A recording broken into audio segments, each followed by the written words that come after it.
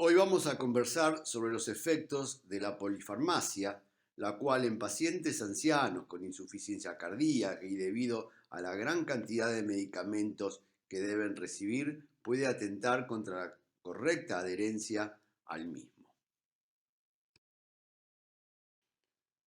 Cuando estamos pensando en la definición de medicamento, tenemos que tener en mente no solamente la droga activa, sino el excipiente, porque el excipiente va a ser, según su calidad, que se modifiquen distintos parámetros farmacocinéticos.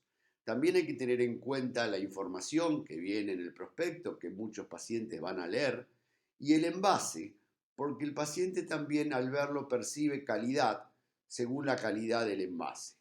Pero hay otros dos factores que son muy importantes y que son la confianza del paciente en el médico que le prescribe la medicación y la expectativa sobre que esa medicación le va a hacer bien, que va a mejorar su enfermedad y por lo tanto va a estar más proclive a consumirla.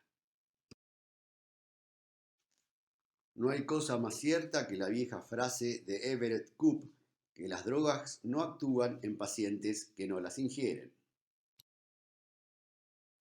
La adherencia está implicando un involucramiento activo entre el médico y el paciente. En definitiva, es el grado en que los pacientes ingieren la medicación prescripta y en la forma adecuada. Debemos recordar que en los pacientes con enfermedades crónicas, la prescripción va a ser a lo largo de toda la vida, así que conseguir una adecuada adherencia es de fundamental importancia en este tipo de pacientes. Por lo tanto, debemos desglosar el concepto de adherencia en dos subconceptos. Uno, el de adherencia en sí, que implica la intensidad del uso de medicación, es decir, el porcentaje de las dosis prescriptas que son ingeridas por el paciente en un determinado tiempo. Y luego la persistencia, que es la duración global del tratamiento, es decir, cuántos días continúa el paciente la medicación hasta que por un determinado motivo la suspende por decisión propia y no por indicación de su médico. Si bien hay distintos métodos para monitorizar la adherencia, que son los directos y los indirectos, estos son muy difíciles de llevar a cabo en la práctica clínica y muchos son utilizados solamente en estudios de investigación de fármacos. De los métodos directos, que son los más robustos, los más certeros, creo que la observación directa del paciente ingiriendo la medicación es el que más podemos utilizar en pacientes ancianos, en el cual la enfermera o el pariente le va a suministrar la droga.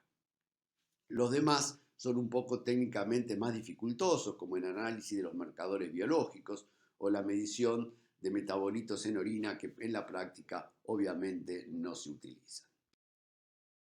Los indirectos son más sencillos, pero también más cuestionados en cuanto a su fiabilidad. Por ejemplo, el conteo de píldoras, como para tener una idea si el paciente lo está tomando, pero obviamente eso no nos da certeza de que lo esté tomando en el momento adecuado. La transcripción de recetas, puede ser que el paciente lo compre, pero no tome la medicación en la forma adecuada tampoco. Probablemente los cuestionarios sean una ayuda para tener una idea global de la respuesta del paciente, los cuestionarios y los autorreportes, y ahí vamos a tener algunos como la escala de Lemoritsky, que tiene bastante interés y además es sencillo de realizar. En el test de Lemoritsky-Green se le hacen una serie de preguntas al paciente, pero obviamente también estamos dependiendo de sus respuestas, que en pacientes ancianos muchas veces no son correctas por algunos trastornos de cognición que son comorbilidades de sus cuadros de insuficiencia cardíaca. Pero de todas maneras podemos recordar si alguna vez el paciente olvida tomar los remedios, si los toma a la hora indicada, cuando se encuentra bien si deja de tomarlos, si se siente mal si deja de tomarlos. Bueno, son distintas preguntas que pueden ayudarnos darnos simplemente eso, ayudarnos a tener una idea sobre el grado de adherencia del paciente. En pacientes como los que estamos hablando en esta conferencia, que son pacientes con insuficiencia cardíaca, sería adecuado que el paciente tenga una adherencia superior al 80%. E incluso en pacientes que tienen cierta tendencia a la descompensación de su cuadro, que sea superior al 90% para estar seguros de una evolución adecuada de su cuadro de insuficiencia cardíaca. Es muy interesante este gráfico de Burnier, donde vemos que muchos pacientes, un 4% de los que vienen a la consulta médica, jamás inicia la medicación que les prescribimos.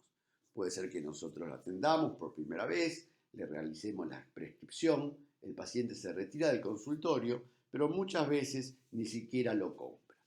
A partir de ese momento y a lo largo del año va disminuyendo la adherencia de forma tal que los pacientes con cuadros crónicos, como puede ser la hipertensión arterial, las dislipemias e inclusive la insuficiencia cardíaca, vamos a ver que hay aproximadamente un 50% de falta de adherencia al año, sumado a lo que ven en este serruchito, que son las olvidos o las faltas de adherencia transitorias que se suman a los pacientes que discontinúan directamente el consumo de la medicación. Hay dos tipos de no adherencia, la intencional y la no intencional.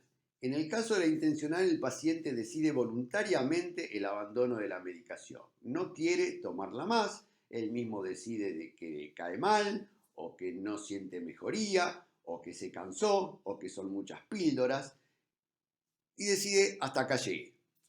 En el caso de la no intencional, bueno, es el tema del descuido y el olvido, que es más común en el grupo de pacientes sobre el cual nos estamos refiriendo, que son pacientes ancianos, con polifarmacia, que requieren varias tomas de la misma medicación durante el día, y eso hace que pueda olvidarse circunstancialmente. Como decíamos anteriormente, la adherencia va cayendo a lo largo de los años en pacientes con enfermedades crónicas como la insuficiencia cardíaca. Vemos en este gráfico cómo cae para los inhibidores de la enzima de conversión, los betabloqueantes y la espironolactona a 5 años. Incluso, fíjense qué interesante, en el estudio CHARM, que es un estudio con candesartán en pacientes con insuficiencia cardíaca, que siendo un estudio clínico controlado, randomizado, reportó un 11% de pérdida de adherencia, así que transporten eso a lo que es el mundo real y vamos a tener cifras obviamente mucho más elevadas. En el estudio de Naderi, la adherencia global a 2 años para 7 drogas de prevención cardiovascular fue del 57%. La adherencia fue menor en prevención primaria, ya que los pacientes obviamente no notan mejoría del cuadro clínico al ser asintomáticos. Con respecto a la adherencia y eventos cardiovasculares, hemos obtenido conclusiones a través de los datos de relleno de farmacias y autorreportes de los pacientes. En ellos se ve que la alta adherencia, lo más cercana al 100%, mejora el riesgo de tener un reinfarto si se reciben las dosis adecuadas de estatinas durante el tiempo correspondiente. Esto lleva a menores niveles de colesterol, también a mejor control de la presión arterial en el caso de los fármacos antihipertensivos, lo que se acompaña de un menor riesgo de accidente cerebrovascular y muerte por hipertensión arterial. La adherencia además disminuye los costos de salud. Si bien hay medicamentos que pudieran ser costosos, la adherencia, al disminuir los eventos cardiovasculares y las internaciones, van a disminuir a largo plazo los costos para el sistema de salud.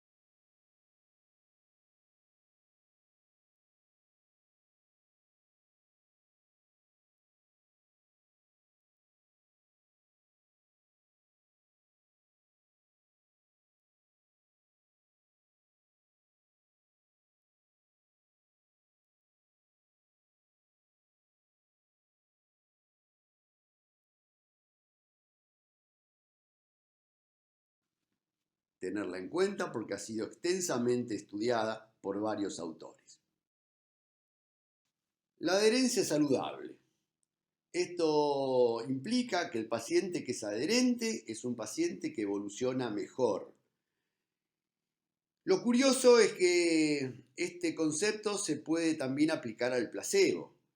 En muchos estudios de investigación, los pacientes que son adherentes al placebo también evolucionan mejor, porque es un paciente que se va a comportar mejor en distintos aspectos que hacen a cómo lleva su enfermedad, a cómo cumple otro tipo de regímenes, no solamente la medicación.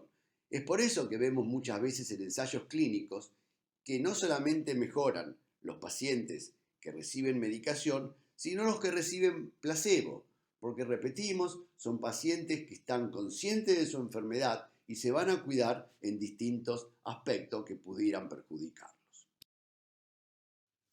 La Organización Mundial de la Salud nos alerta sobre ciertos patrones que favorecen la no adherencia y no solamente la falta de instrucción del paciente. El sistema de salud puede atentar al ser complicados los formularios que requieren para la prescripción de medicamentos o complicado el sistema de acceso a los turnos con los médicos. También la condición de su enfermedad, las patologías asintomáticas o crónicas tienen mayor tendencia a la falta de adherencia. El tipo de paciente, por ejemplo, el paciente joven, no quiere tomar la medicación porque se considera joven y saludable. Por otro lado, el depresivo tampoco muchas veces toma la medicación por cierta tendencia al abandono personal. Los pacientes de raza negra tienen mayor tendencia a la falta de adherencia. El tipo de tratamiento también es importante. Los tratamientos complicados o que presentan efectos adversos hacen que el paciente no quiera continuar con el mismo y obviamente los factores socioeconómicos nunca quedan de lado en este tipo de problemática. En la falta de adherencia se interrelacionan tres factores que al no acoplarse correctamente terminan en este resultado. Por ejemplo, tenemos el paciente por un lado, el médico y las compañías aseguradoras que deben aceitar sus mecanismos para que la adherencia pueda ser la óptima. Por ejemplo, la relación entre el médico y el paciente.